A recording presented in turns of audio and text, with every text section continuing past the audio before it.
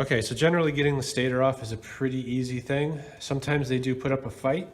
I'm going to start by removing these 4 bolts.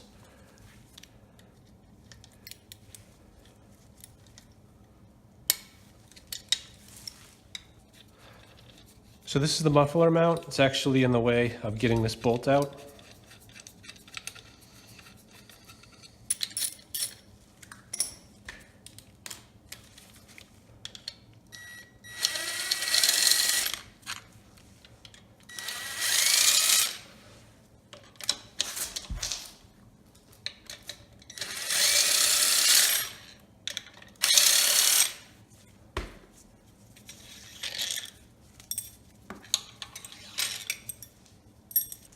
Okay, next I got to remove these bolts for the engine mounts. There's 2 obviously on the engine side, and there's 2 on the stator side. So actually, once this comes out, the engine will not be supported properly. So you do need to support the engine, usually with a piece of wood, kind of under the engine crankcase.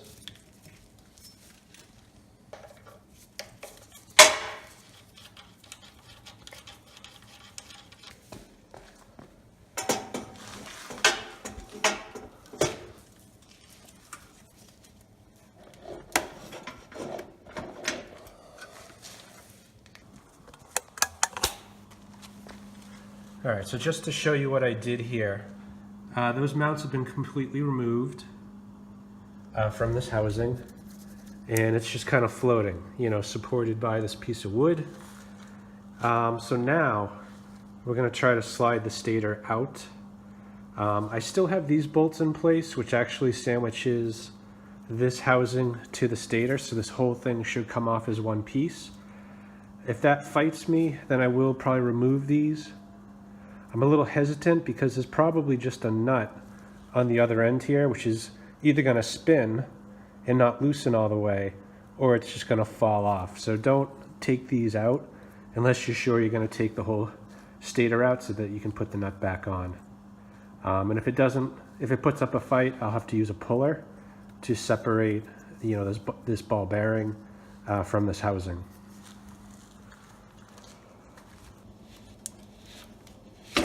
There we go.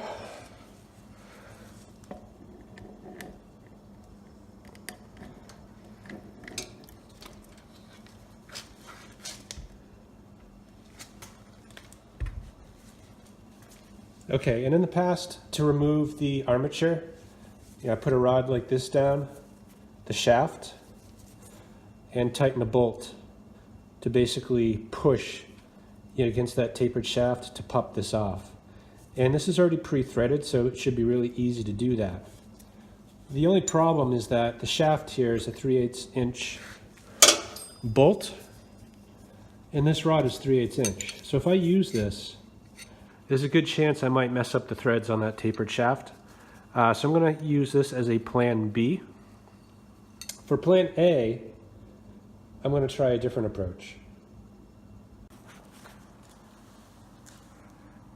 Okay, so this is why I haven't tried this method. You really need to stand the engine up just like this in order for this to work.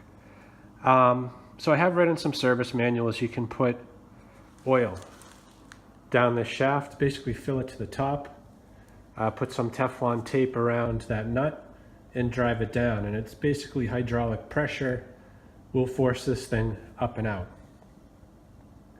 So besides the fact you really have to stand it up, it's kind of a pain. The idea of getting oil on the tapered shaft, which is like a friction fit, doesn't sit well. And obviously I can clean it up, but there's still a bunch of oil in this shaft, which I can't really clean that well.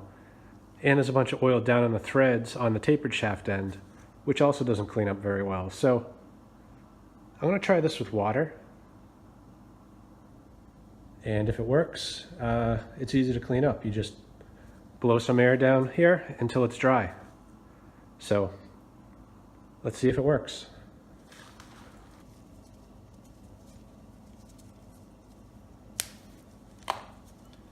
All right, so in order for this to work, you need Teflon tape and a liquid.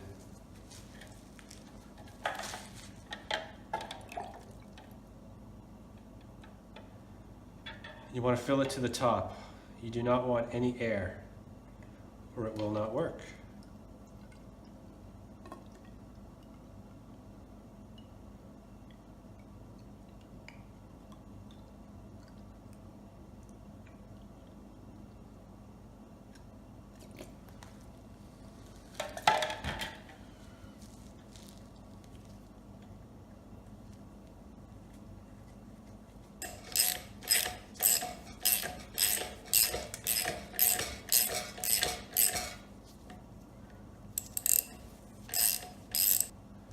I would say that's a bust.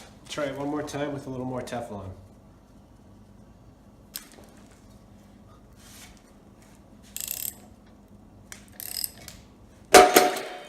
Holy cow, it worked. With water.